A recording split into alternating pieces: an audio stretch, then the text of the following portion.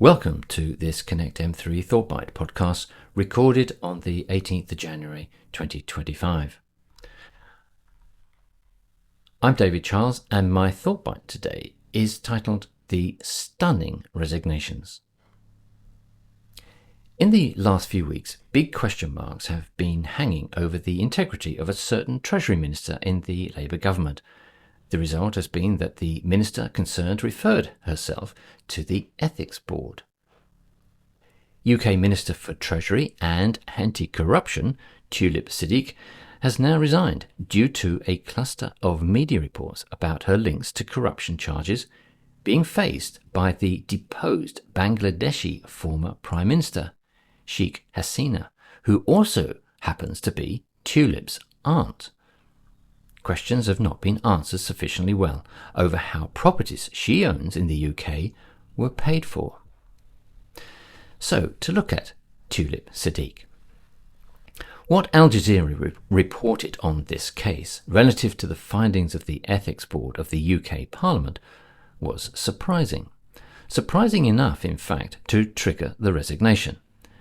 Al Jazeera reported this, and I quote, Ms. Siddiq acknowledges that, over an extended period, she was unaware of the origins of her ownership of her flat in King's Cross, despite having signed a land registry transfer form relating to the gift at the time. Ms. Siddiq remained under the impression that her parents had given the flat to her, having purchased it from the previous owner. End of quote. A lead advisor to the Board on Ministerial Standards is quoted as saying this. He had not found evidence of improprieties linked to Siddiq. However, he did say it was regrettable that she was not more alert to the potential reputational risks of her family's association with Bangladesh. End of quote. It is odd that someone holding such high office in the UK government comes across as being clueless about how exactly she came to be the owner of high-value London properties she lives in and are formally registered to her.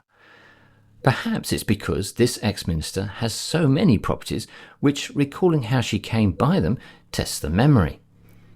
I'm a bit like that with some old sweaters I still have, so understand this possible difficulty. The background corruption story related to Tulip's family in Bangladesh is certainly worth looking at, beginning with Al Jazeera's take on the matter. Included in their article is Tulip's resignation letter to Keir Starmer, dated the 14th of January 2025. The letter is quite tame, and certainly makes clear that Tulip, in her own words, has not been found guilty of any crime or improprieties. That's not to say that if one went down the rabbit hole further, which the Ethics Board are likely, or rather unlikely, to do now, given the resignation, something of greater public interest wouldn't be found. But that is rather unfair conjecture. But sticking with the subject of resignations, there's another. Let's consider Louise Haigh. Sky News has given light to an interesting comparison between the two above ministers, described by other servant members of Parliament as thus, and I quote, MPs are making comparisons between the Labour High Command's response to both ex-ministers' troubles, and not just by MPs on the left of Sir Keir's party. The quote continues, what this shows is that if you're a northern working class woman, you're out. A senior MP, first elected in Tony Blair's 1997 landslide, had told Sky.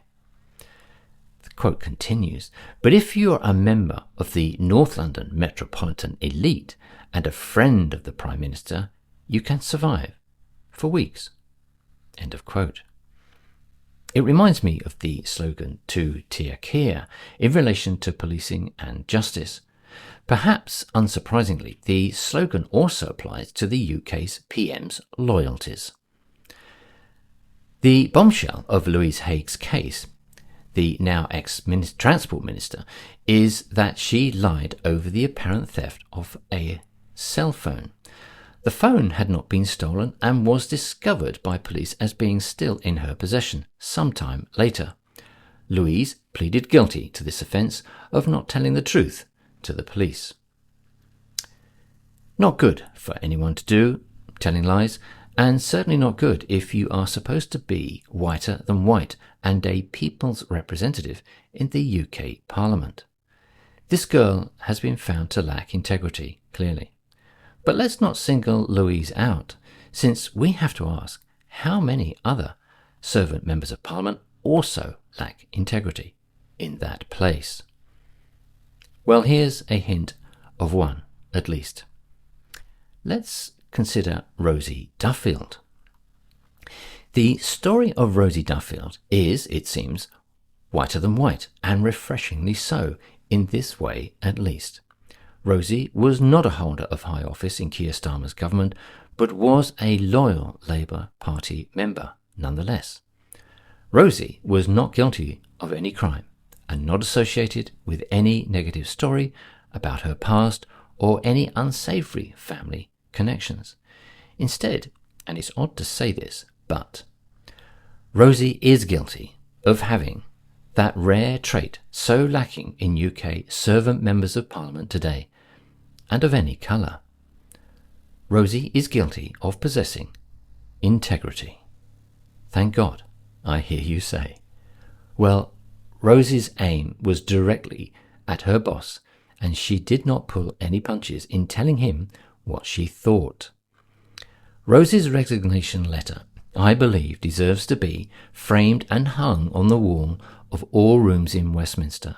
I say this not because I have it in for our UK PM, of whom I'm certainly no fan, but instead I say it because it would be a reminder of the true grit every citizen representative appointed to the post of servant member of Parliament should have in their DNA. Truth, honesty, and integrity. Rosie's letter is lengthy, and I will not reproduce it here. Instead, I have included a link in the PDF version of this podcast, and I would urge you, as a citizen of anywhere, to read her words. They are sharp, precise, and stinging in the extreme, and should keep the UK PM awake for nights. But if they fail to do so, then I truly hope Keir Starmer gets to reflect on Rosie's words in his nightly dreams. So, who will be next, we might consider? Well, I'm talking here about resignations from Keir Starmer's front bench of senior ministers. There are 3 in the line as I currently see things, as well as heaven knows how many sat behind our UK PM on the back benches. Due to the rape gang story and its apparent cover-up, we could soon be seeing more servant members of Parliament, like Rosie Duffield, handing back their cards. They may choose to become an independent and sit as such with no allegiance to any party, or worse still for Labour perhaps, decide to join Reform UK. Reform being the new emerging second and frontline political party on the UK political scene. It is possible servant members of Parliament could be abandoning the Labour ship like rats sensing a shipwreck in the rough waters of the coming months, and they could be exactly right with that sense of prediction. If Labour servant members of Parliament were to do that, leave, it's possible Keir Starmer will lose the massive majority he currently enjoys in the form of Labour voting seats, seeing the balance reduced to just a few, or even lose it completely. Time will tell. But with respect to the prime candidates for the next resignations, Elon Musk has earmarked Jess Phillips as an SMP, a servant member of Parliament, without integrity and deserving to be in prison. Elon may well be right, of course. Ms. Phillips told a local council, which asked for a national inquiry into the scandal, they couldn't have one, but could do their own.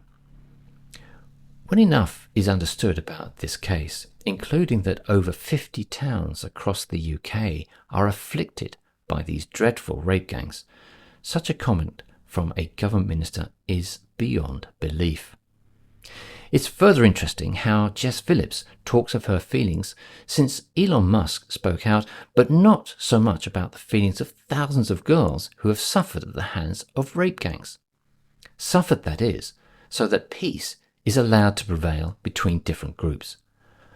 I have to ask, how many thousands of girls would have been needed as rape victims to change the peace policy, and changed by any of those in power to stop the rapes?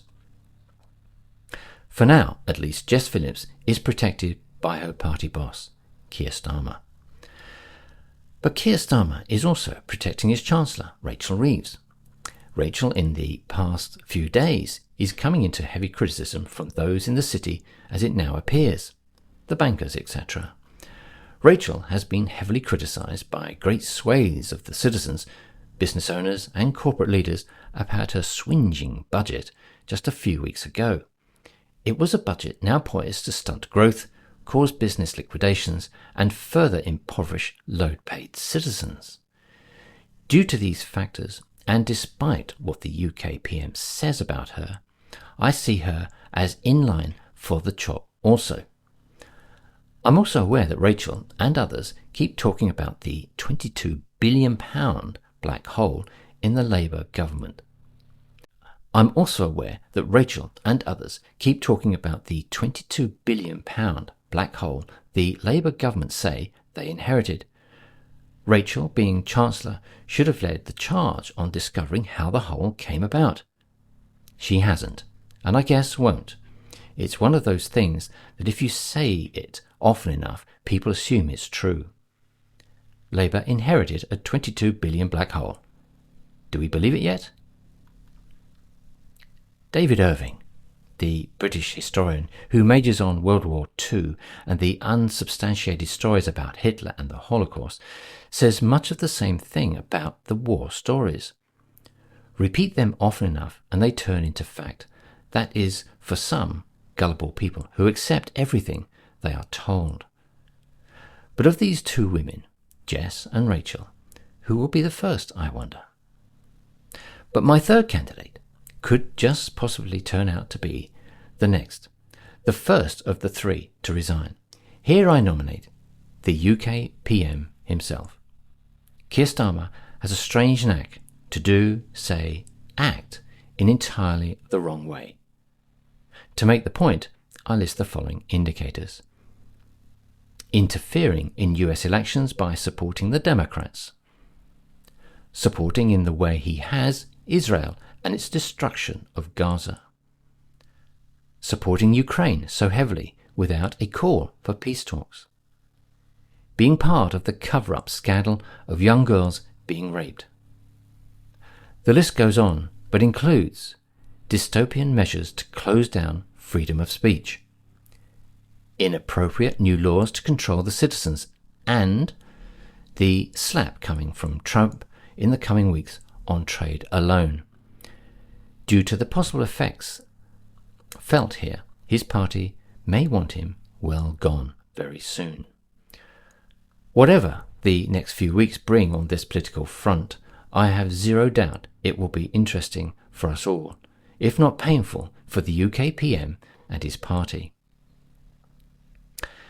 So, that's my current thinking and opinion on this subject today, but I wonder how each of you see things unfolding, and not least how you view Keir Starmer and his apparent failure to deal with the rape gangs at any time he and others had the power to influence direction and policy. The UK PM deflects attention away from calls for another inquiry, saying he wants to concentrate on action. This statement rings odd, because as Director of Public Prosecutions for the CPS, the Crown Prosecution Service, according to others, he didn't act. In fact, it's said he did his best not to act. He didn't act in the case of Jimmy Savile, and didn't act in so many rape cases which were submitted to him during his years in post. A full national inquiry might well confirm these allegations as fact, and end his career.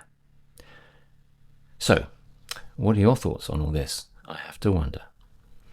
But one final note, one PS. One US politician sticks in my mind as a notable person, a favourite because he gave us what's been one of my favourite quotes of all time. And it is, if you have integrity, nothing else matters. If you don't have integrity, nothing else matters. Thank you for listening to this Thought Bite today. I hope it's given you further things to think about on this important topic. For further information on this and related subjects, do check out the PDF version of this podcast, and the reference for this is TB-5035. It contains a number of links supporting articles, plus links to many other enlightening and fascinating articles on a variety of topics. Meanwhile, I look forward to sharing my next Thought Bite with you very soon. Goodbye.